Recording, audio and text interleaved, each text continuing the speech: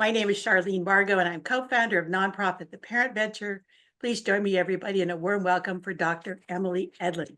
Take it away, Emily. Thank you so much, Charlene and Bev and the Parent Venture. I'm so excited to be here. I did live in San Mateo in the Belmont area for a year when I was at Stanford. So it's a beautiful place. I want to thank each and every one of you for the gift of your time tonight. I know how precious this hour is right now. So I hope at the end of this, you feel like it was worthwhile. I just wanted to add one quick thing to my bio because I think it's important. I am currently parenting 3 children. My oldest is 15 and a 9th grader. My middle is 13 and a 7th grader. And my youngest is 10, a 5th grader. So I'm right in the thick of it. So speaking of, I wanted to start with asking people if they would please share what ages they're parenting right now. It gives me a good sense of the landscape of the parenting development phase that you are currently in. Looks perfect, Emily. Okay, great. Oh, I see a lot of teenagers.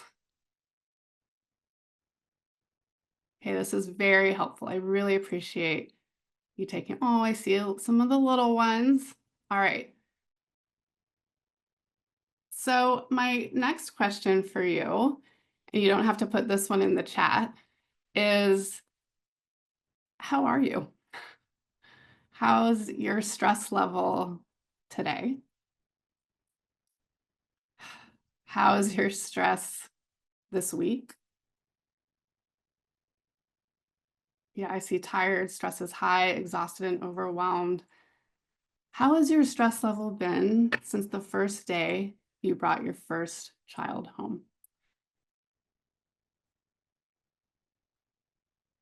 So what I'm seeing in the chat is that this audience represents our country of parents right now.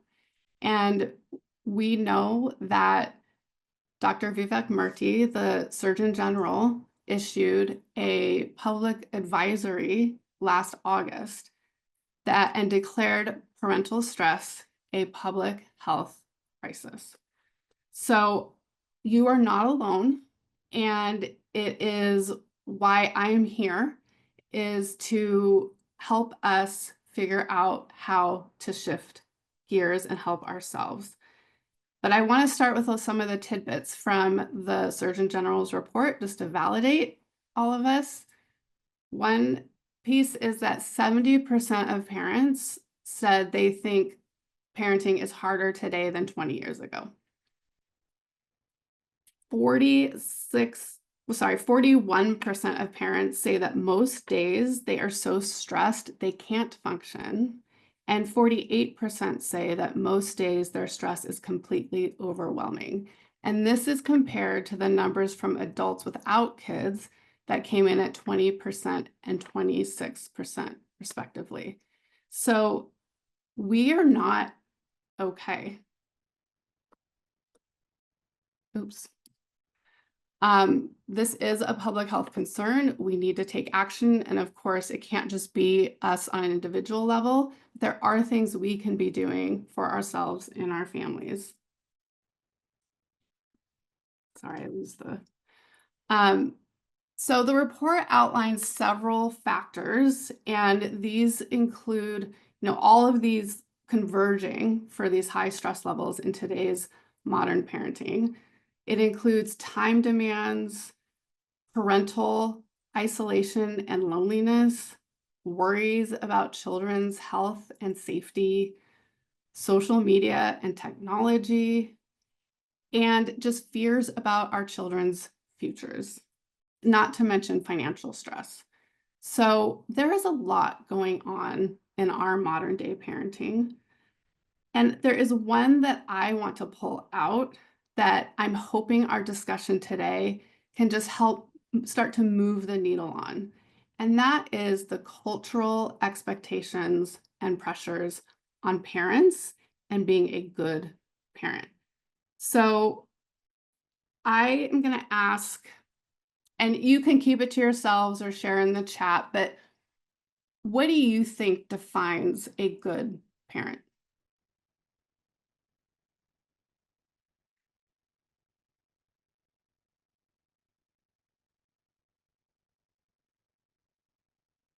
So what I hear a lot from parents, and I see this coming up in the chat, is what is actually really true is the basics of our children feeling safe, loved, supported, right?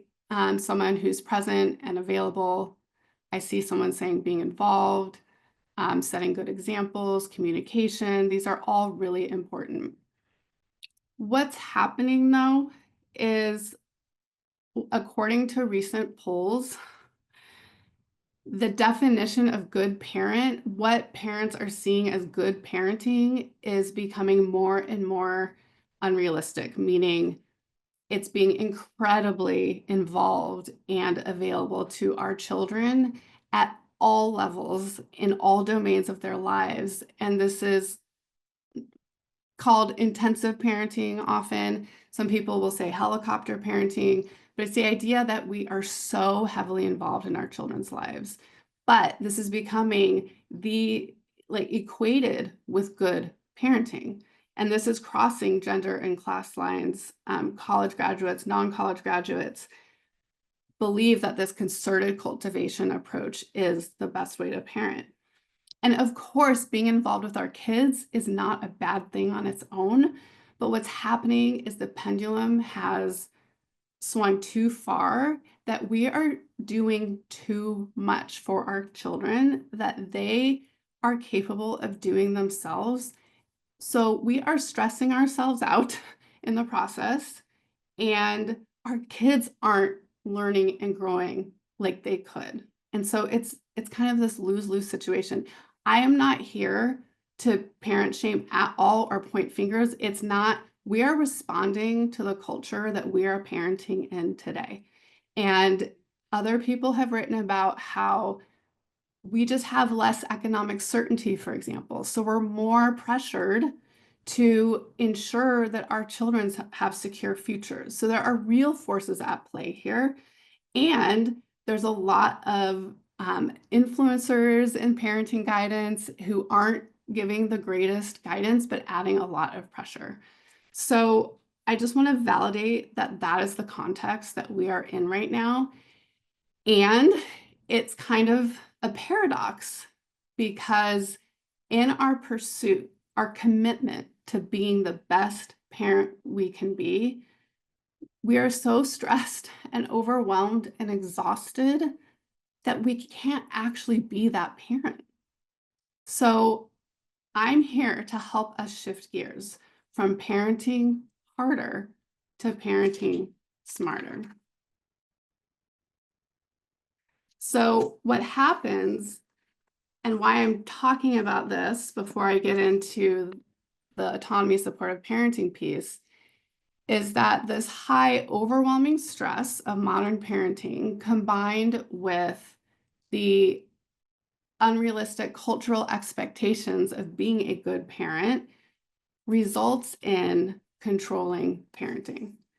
And what that is, you know, when we're stressed and time crunched and overwhelmed, we are simply more directive, less patient with our kids, more dismissive, more likely to be invalidating, using threats and punishment because it seems like those will just work faster.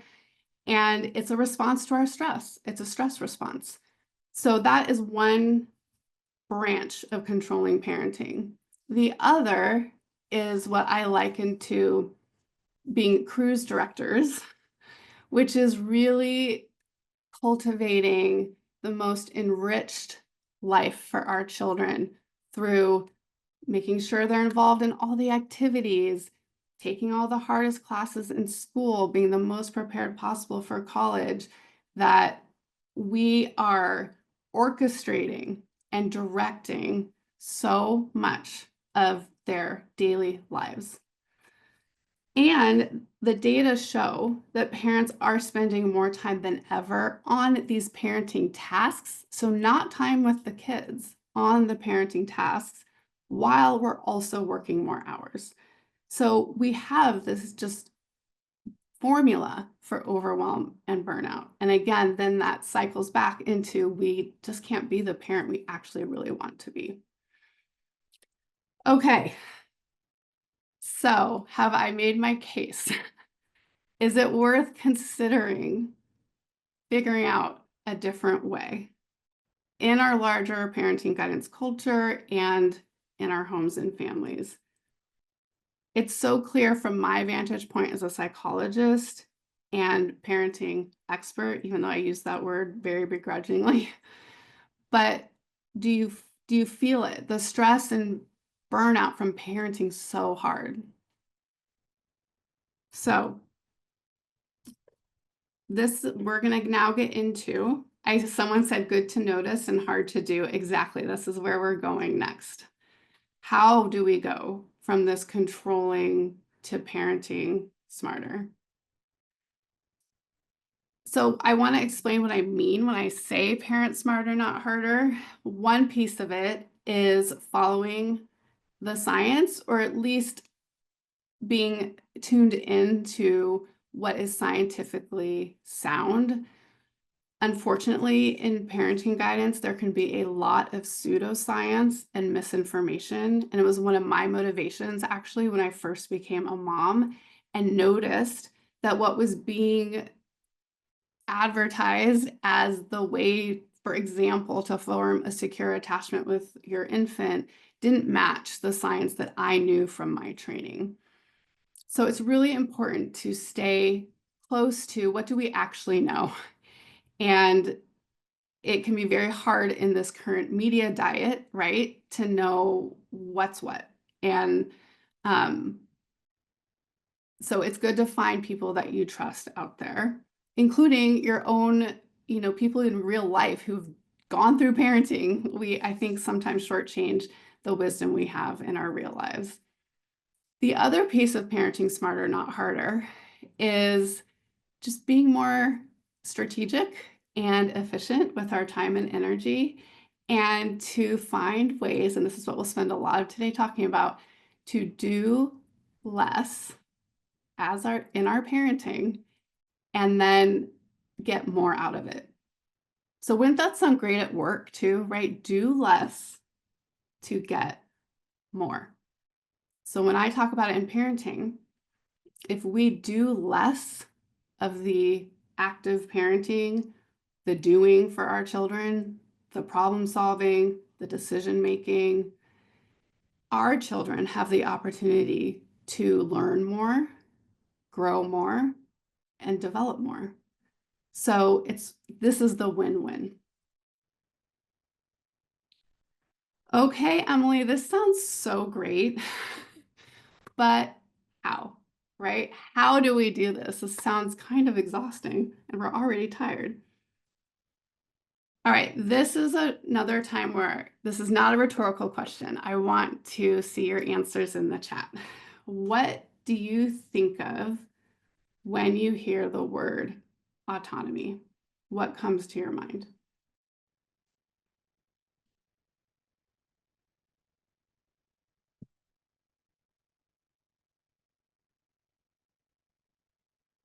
I see independence, empowered, working independent, a lot of independently, self-sufficient, responsible, self-directed, can make decisions and take responsibilities. Great. Freedom to be themselves. Excellent. So autonomy often, especially in our Western world and culture, is interchanged with independence. A lot of people think it's just the same thing. Independence is a piece of autonomy, and I would say kind of an outgrowth of autonomy. But really, the construct of autonomy is much bigger, and it includes so much more. So feeling autonomous means you feel choicefulness, a sense of agency, freedom, a strong sense of self, and that you can live by your values. So that's big. That is a lot, right? Okay. Thank you for your participation with that. Next, I want you to humor me. And I can't see you, but close your eyes and take a few moments to think about times in your life that you have felt the most autonomous, that you have felt like you had choices and a say over what was going on. This could be at work or in relationships. When you felt like your ideas mattered, when you felt understood and accepted exactly for who you are, and freedom to be yourself and act by your values. This is feeling autonomy. So I hope people were able to at least connect to a time where they felt the most autonomous. I love the examples people are sharing. Thank you. Now, I want you to close your eyes and go to a time when you felt controlled. Maybe in a relationship or in your work, maybe even back when you were a child. When did you feel like you didn't have choices? You weren't treated as worthy of sharing your thoughts, your ideas and wishes dismissed, your behavior controlled, expected to serve someone else's priorities and agenda, and not understood for who you are.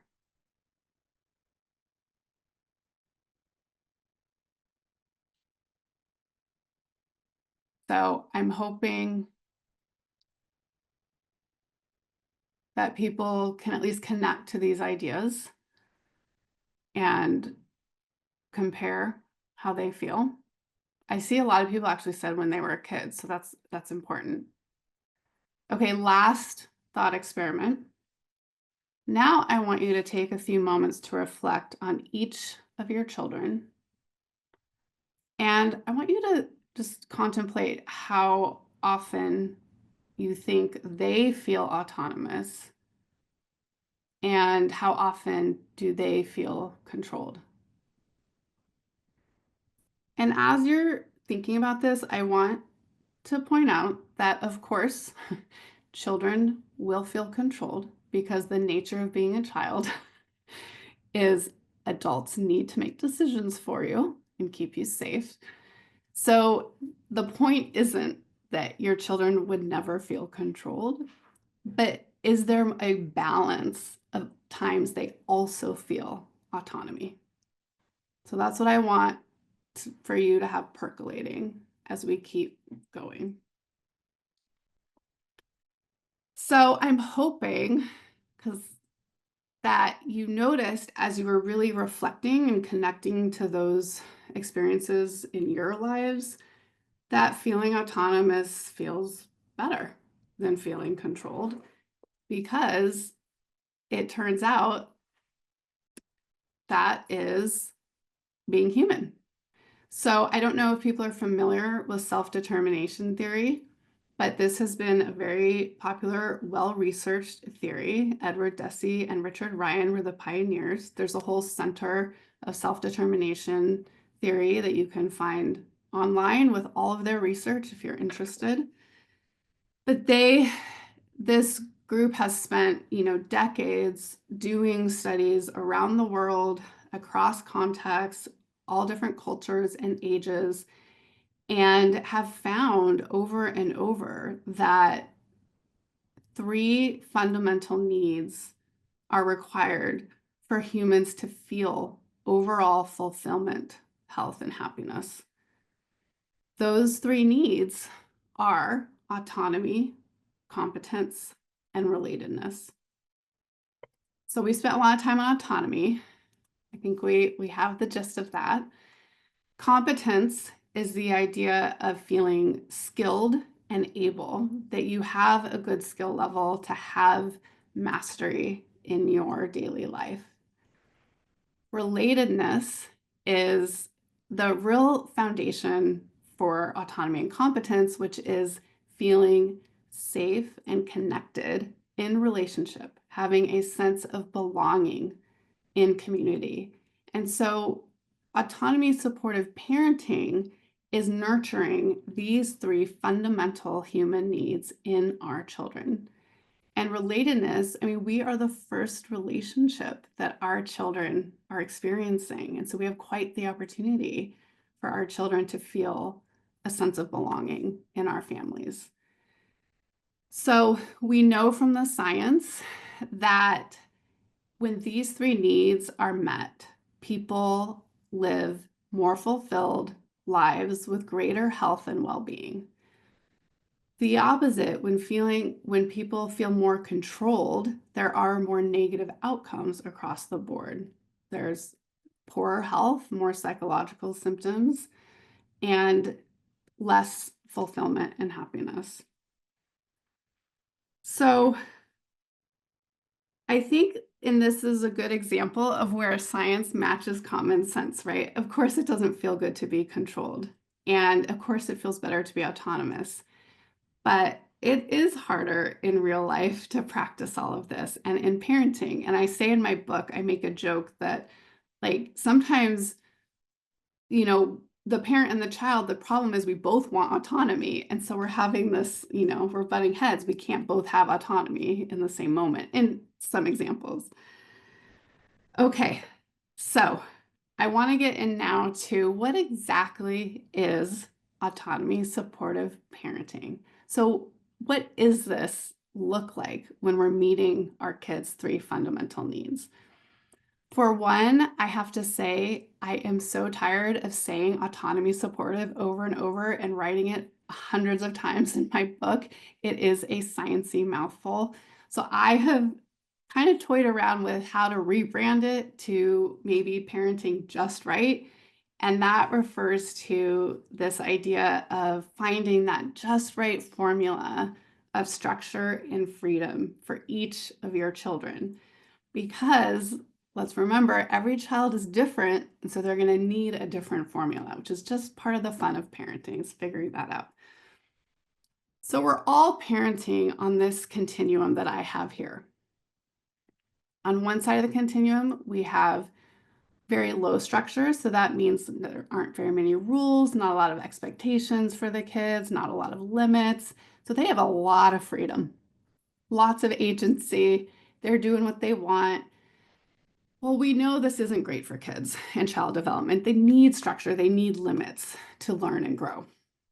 On the other side, we have the controlling, which we've talked a lot about, but that includes higher structure that is rigid and inflexible rules and limits. It's the sort of, because I said so, my way or the highway, like these are the rules, that's it.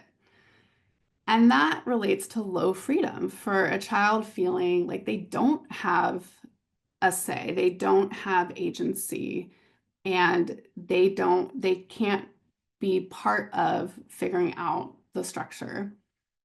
So this middle is the autonomy supportive, just right balance where there is structure. There are limits and rules and expectations, but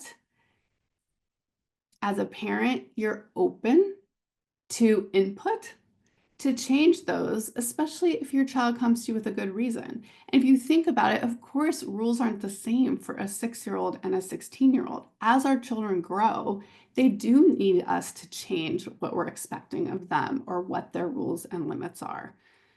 So combined with that flexible structure is freedom within those limits, right? A sense of choice and agency, but balanced with responsibility. So one piece of autonomy that I didn't touch on yet, autonomy also includes respect for other people's boundaries and rights. So there is a responsibility piece to autonomy. So this is why autonomy isn't just, I get to do whatever I want to do. So if a child wants to sing really loud in the classroom because that's what they want to do, but it's disrupting everyone else and the other kids can't focus, that's not autonomy. They need that limit and, support around this is affecting other people. And this is how we learn how to be in relationships with people. So I wanted to bring that piece in. Okay, so as I said, we are all parenting on this continuum all the time. And I wanted to share that when shortly after I had turned in my final manuscript of the book, my 11-year-old and I were cleaning up in the kitchen one night. And I don't know if people have the same experience, but in my experience, I think 11 is the new 13, that there is just the sass turns on, they start to feel like a teenager. So this is my middle child. She's incredibly sweet and easygoing, and she had turned 11, so she was being a little sassy in the kitchen. And so I said to her, I love you even when you're sassy. And she said, I love you even when you're controlling. I just burst out laughing, and she looked at me a bit concerned. Why is mom cracking up at this? And I said, I just wrote a whole book on how to not be a controlling parent, and you think I'm controlling. And she was so sweet. She laughed and she was like, oh, well, you're really nice too. But she was probably right. I probably was being controlling around cleaning up in the kitchen, kind of correcting things or whatever. So I share this because I want to be very clear that practicing autonomy supportive parenting is not a zero-sum game. You are not doing it or you're not doing it, okay? You are going to have all the days, right? We will have our permissive times when we are sick or we're on a road trip or on a vacation. Who cares about screen time, for example, right? We throw some rules out the window sometimes. On the other end, we are all going to have our controlling hours, days, weeks, depending on what's happening in our lives, how stressed we are. It may be what's going on with our child, how controlling we're being. They're going through a tough phase or a struggle. We need to tighten things up. That's fine. What we're looking at is what is the general big picture culture in the home and family. Is that feeling autonomy supportive overall, in general, most of the time? Okay. So that includes does your child feel like they have a voice and can share their opinions? Does your child feel like they can be part of making choices and decisions? Do they feel like they can come to us to request a change in rules if they have really good reasoning? So these are just some elements of an autonomy supportive or just right home and family culture. We don't have to be doing it all the time. Okay. So, but we still haven't gotten to what does it actually look like? What are we doing if we are autonomy supportive parents?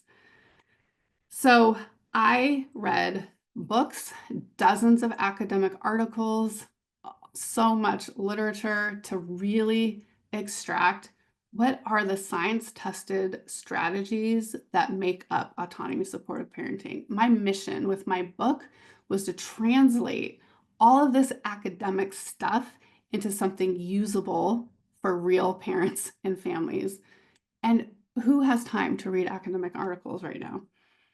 So I ended up with a nice round number of 10, and we are going to get into each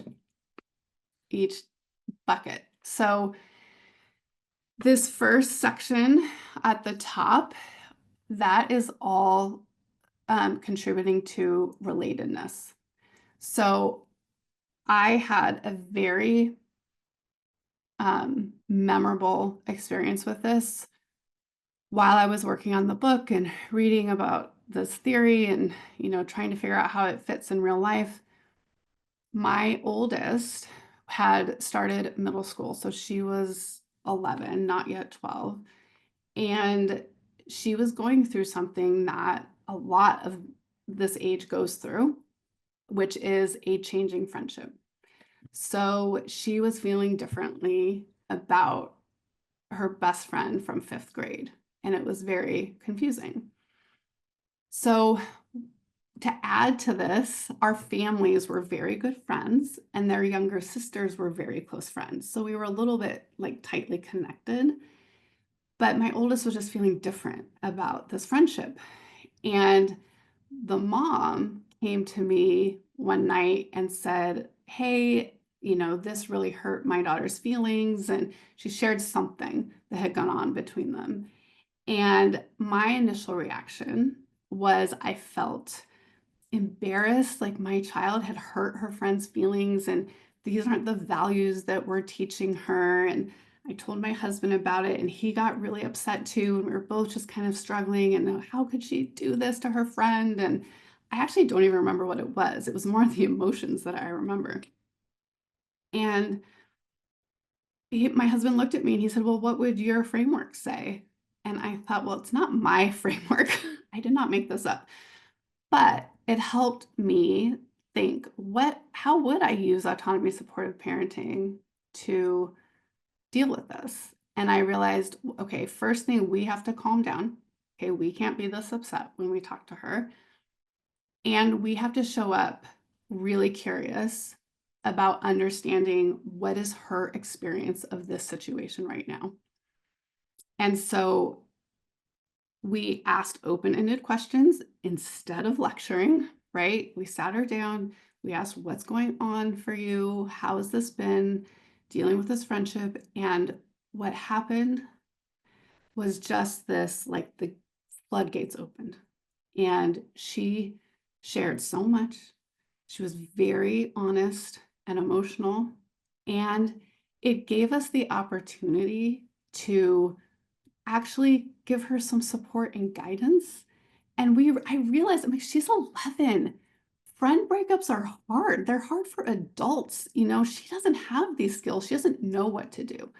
And so we were able to give her that support and guidance.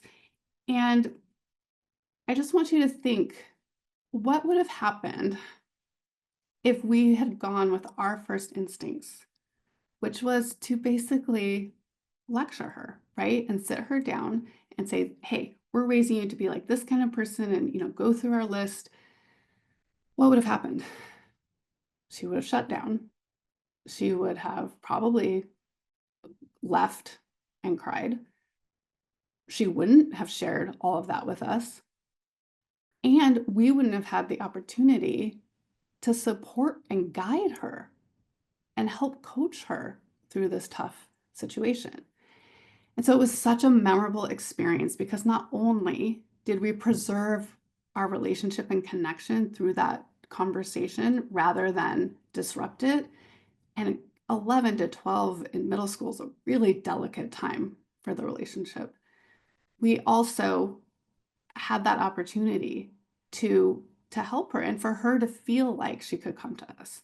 So the skills around relatedness are using empathy, really trying to understand your child's perspective, even if you don't agree. It's okay to not agree, but you really need to try and understand where they're coming from. And just showing them unconditional love and acceptance. You don't need to like every choice or every behavior or how they're managing something, but you love them as a person, right? And so I think that's really critical for the relatedness piece. Okay, the next group is building competence. So if we expect our children to do things themselves and make sure they actually can do those things themselves and express our belief that they can do it, this builds our children's confidence. This could be through a chore routine, which I highly recommend, and I have a whole section in my book around starting a chore routine. But it's just anywhere you see opportunities for your kids to be helpful and grow some of their skills, to really seize those opportunities. And I want to say, for those of you with younger kids, those toddlers and preschoolers love to help, right? They are at the height of helpfulness. The problem is their skills do not match their passion and they're not very helpful. So I think the trick, and I will admit, I'm just going to be very honest, I was not nurturing my toddler's competence when I was a parent of that age. I would do it differently now, and they're okay. So I just want to say that it's never too late. But for those of you with the golden opportunity of having younger kids, find things for them to be helpful with that do not make your life harder. One thing we did do when my son was 4 is he loved cleaning counters, and it was just spraying and wiping with a rag. That's fine. I'm going to clean it later. But you don't want them to see you clean it later. But it was fine. It helped him feel empowered, like he was helping around the house. So I also want to touch on scaffolding. This is a really important concept when we're talking about skill development. It's very, common in child development science, but what it is it's meeting a child's skill level where they're at. So first you have to really know where your child's skill level is at, and then you nudge them to grow from there. But if we shoot too low and it's too easy and not that challenging, they will get bored and disengage. If we shoot too high and give them something that they just don't even know how to get started on, they will shut down because they're overwhelmed and disengage. So it's finding that middle ground of what they can do. So for example, say if you have a 5-year-old and like, you can make your own breakfast, right? And you just say, okay, go make your breakfast. They're going to be like, what are you talking about? Especially if you made their breakfast every day of their life. But if you say, I bet you are old enough now to make your own cereal. Let's go through the steps. What do you think we need to get out to make a bowl of cereal? What's the first step? So you do the teaching and the coaching, and they do it, and then they learn, and then they have that independence. Now, I want to make a special note of all of us who may have little perfectionists in our homes, that perfectionists will have the skills, but they will be afraid to make a mistake or do it wrong. So you need to, if you realize you have a little perfectionist, you need to give explicit permission to make a mistake. It's literally and figuratively okay to spill the milk. And then you do have to be okay when they spill the milk. It has to be okay, right? But it's showing them that it's okay to start a little wobbly. That's how you get going. I may have one of these in my home, which is why I'm so familiar with this. And I always say, well, you're never going to be able to do it if you don't start now. And you can do it. And the scaffolding is maybe doing it with them to build their confidence, but you don't just say, okay, I'll do it for you, if you know they have the abilities to do it. Okay, this last piece, invite instead of demand, it's described in the science as using flexible language. Now, as a parent, this took me a while to wrap my head around because I'm thinking, well, we have to direct our kids. I mean, there's no way to get through a day in my house without saying, go get your shoes, get your backpack, it's time to go, right? We're going to direct our kids. We're not always going to be inviting and using flexible language. But as I was really putting these ideas into practice, I realized there are opportunities, especially if there's a little bit of a headbutting around, a task or something you want them to do, where we can be more flexible in our language. So for example, when a new chore was for our kids to feed our dogs at dinner time, and to them it felt like, oh, you're asking us to do something else and we don't want to. I started saying, instead of feed the dogs, which they took as mom and dad just want to make us do something, I started saying, Hazel and Tilly look really hungry. I think they really want their food. And so it just shifts the energy a little bit of like, oh, wait, this isn't about mom and dad just forcing me to do something, right? It's like for a good reason. We love our dogs. We want to take care of our dogs. Another one that we do a lot is Saturday is the day to clean your room. But instead of saying you need to clean your room, we say, so when is a good time today to clean your room? And of course, within what is reasonable, right? But it's finding where is that kind of choice and opportunity for your child to flex their agency within your expectations or within things that they don't want to do. Okay, this last batch is all about boosting and supporting autonomy specifically. So I'm just going to share a quick illustration of this from my family. So when when my son was in second grade, he had homework for the first time. And this was a big adjustment, right? To come home from school and have homework. And so it started with arguments every afternoon after school, a little bit of a power struggle. I'm like, this isn't working. So what we did is we made a whiteboard, which what second grader doesn't love writing on the dry erase board? And he got to make a list of everything he needed to do after school and wanted to do. And in fact, that was his sister's idea, which I loved, is to include not just what you have to do that you don't want, but what you're looking forward to. So he would write things like have a snack, play outside, homework, chore, watch TV. And then he decided the order and he would check them off when he got them done.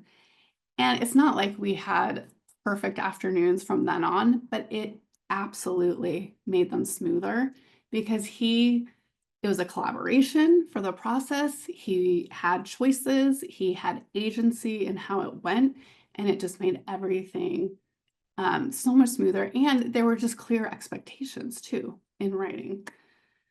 So another strategy that I have found when I do these talks and talk to parents that they realize they are not doing nearly enough and can easily start doing is including their kids in solving problems and making decisions. So it's so easy to jump to, when your child asks you, well, what should I do? And you just tell them, this is what you should do. We have years, decades of wisdom on our children, right? But instead, if you stop yourself from answering and ask, well, what do you think should happen? Or what are your ideas for dealing with that? It just gets those critical thinking juices going. They may not have the answers and you may end up, giving them more guidance, but it's just the process of having them reflect. And then the more you do it, the more they are able to come up with their own ideas. And then rationale for rules is a really important part of autonomy because it's the opposite of because I said so, right? So this is where it's like we have to do things we don't want to do, but here's the reasoning. Why can't I play Fortnite for 12 hours? Because that is not a healthy balance of life activities, right? So even if they don't agree, even if they still argue, you are including the rationale for the limits in the discussion. And that is an important learning over time, even if it doesn't make that one conversation magically easier. And then finally, including values in your discussions. So a big part of autonomy is living in alignment with your personal values. So when we're parenting, we are hoping to transmit values important to us to our children. Now, we also have to make room that they will develop their own personal set of values. And yes, there will probably be overlap, but there will also be differences. But when we're parenting, we can include those values in discussions. For example, when my oldest, my poor oldest, she was like my training wheels for everything. So she was the first one with a phone and the first one where we're dealing with screen time and rules and limits around her phone use. And I start the book with this story actually. She got to a point where it was so stressful and making her so anxious. And we had to talk about what to do differently. And the 2-hour limit was just stressing her out and causing a lot of conflict. And so I said, well, we can experiment with not having that, but if you have that freedom, so there's the value, she wanted more freedom, you have to continue to show responsibility.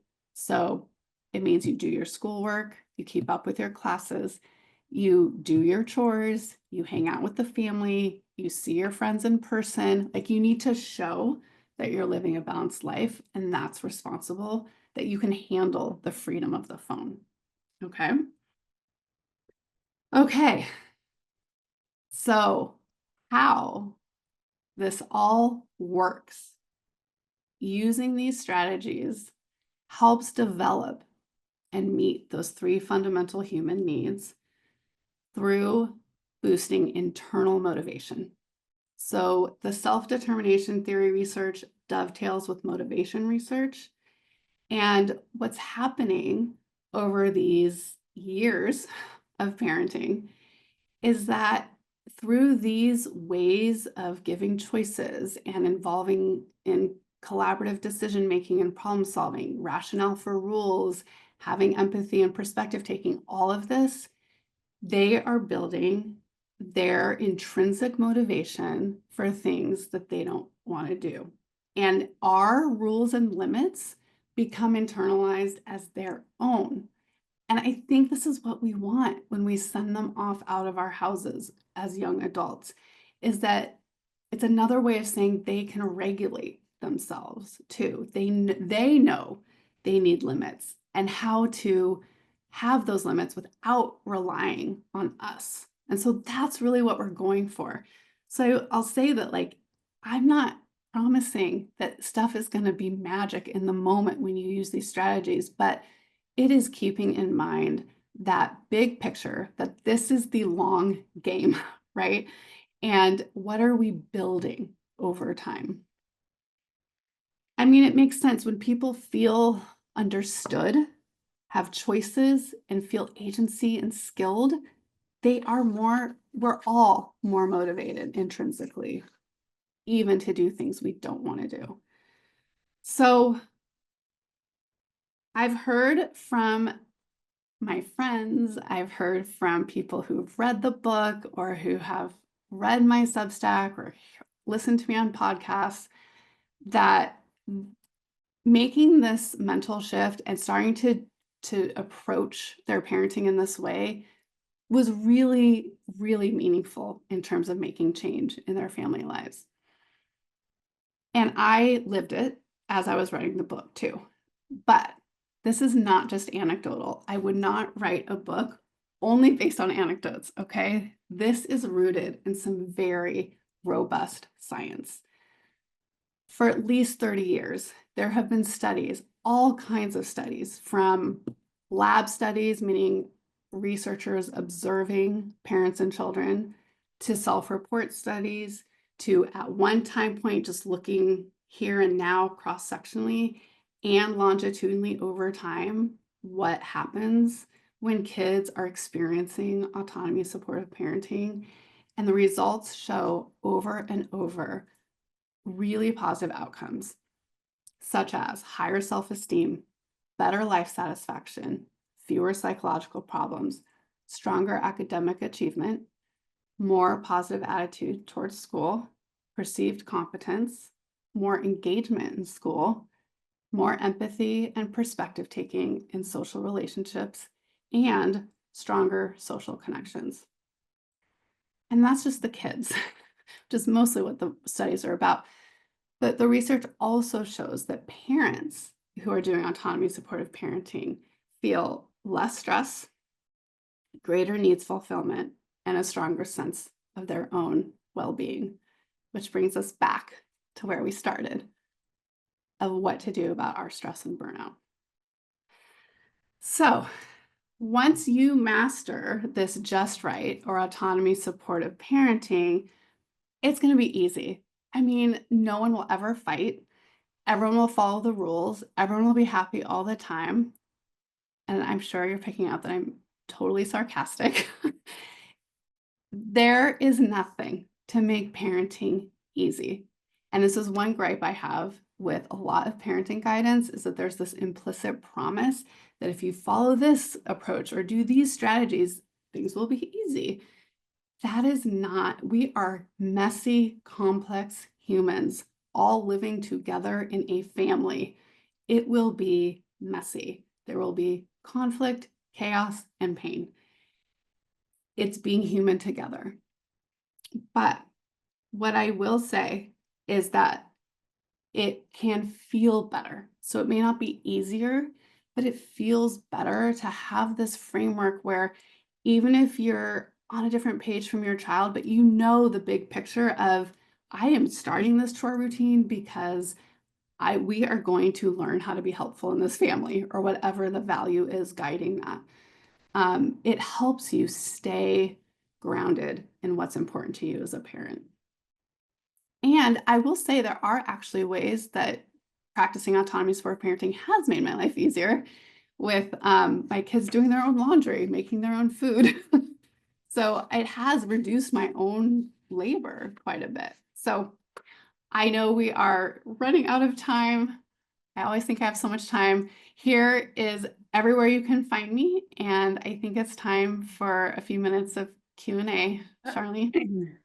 Thank you so much, Dr. Emily Edlynn. You know, parents, my co-founder Bev and I read a lot of books. This is one of the best ones we've read in many, many years.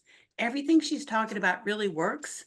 Parenting is not a one-size-fits-all activity, right? We all know that, but this really does work, so we hope that you will give it a try. In the meantime, we have some really great questions. So Emily, let's see what we can do in the few minutes we have left together, okay? All right, here's a great question. Why do some kids seem to want less autonomy? Mine says, I don't care, just decide for me. Yeah. So it's interesting. And I am a child therapist by training. And so in my brain, when I do these Q&As, I'm always like, well, I know there could be a million things going on with that kid underlying that response. But it's a good point to bring up. And the research bears out that some kids are actually very naturally autonomous, and they more easily perceive the adults in their lives as supporting their autonomy. There's just like a more like self-initiative, easygoing. It's in their wiring, it's in their personality. And so with some kids that don't seem as naturally autonomous, it's a heavier, it's just, you need to be more heavy-handed about it and just much more intentional that this is how I'm going to really work on these areas of growth in a way that's supportive. And again, it's hard to get into details. Maybe there's an anxiety going on around not wanting to make decisions. Like that can feel overwhelming. Okay, thank you. Good answer. All right, here's a good question. Parent asks, I understand your point about stepping back, but my teen's failing some of her classes. Mm. How can you encourage her to do better without being overbearing? She does have ADHD and autism. Okay, I'm so glad this came up. For one, I have a whole chapter in my book about neurodivergence and how parenting kids with ADHD and autism takes some tweaking, and it's executive functioning weaknesses, which is part of neurodivergence.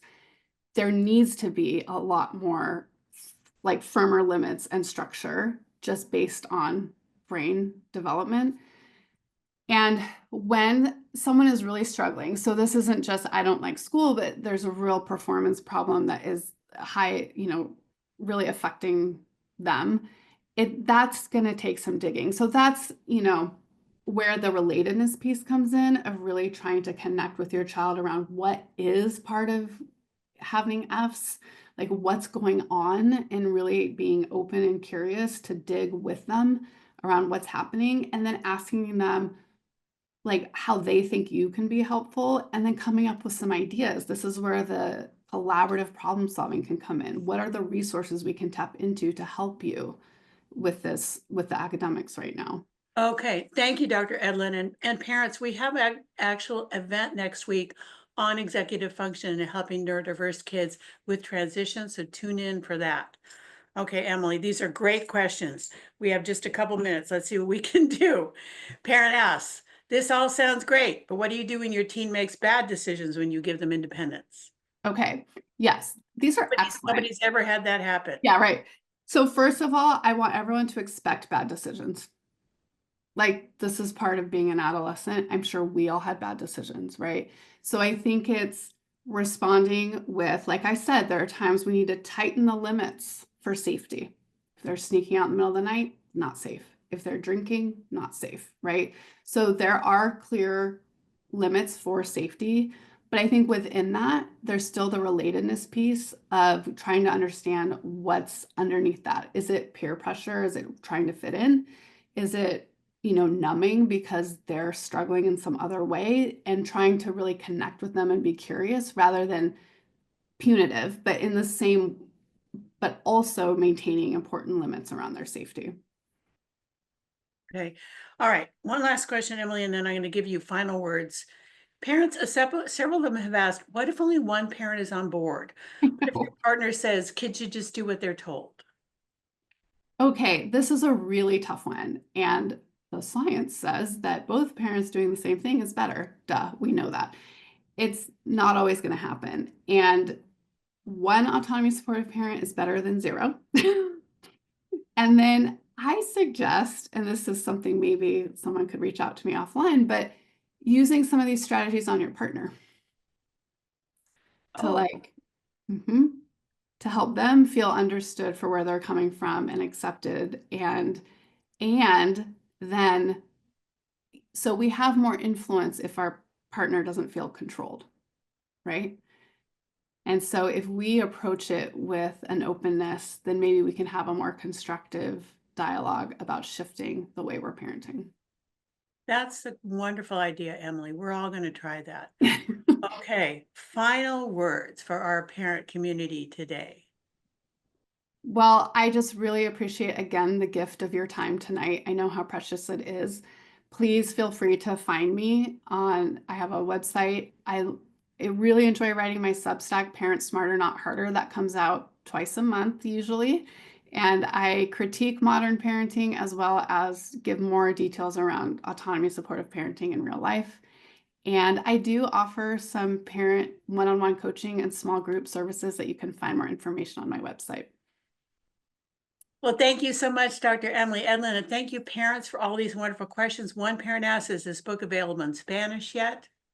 That's a great question. Not that I know of. It's in German. Okay, check on that. Check on that. But thank you, everybody, for being with us and all the wonderful questions. This really is a wonderful technique and strategy, so give it a try. You'll be happier and the kids will be happier, we promise. Take care, everybody. Good night. We hope to see you again soon. Thank you so much, Dr. Emily Edlynn, for a wonderful conversation tonight. Thank you. Bye-bye, everybody. Take Bye. care. Stay on and answer those 4 questions. Thanks, everybody. Love the floating hearts. Good night.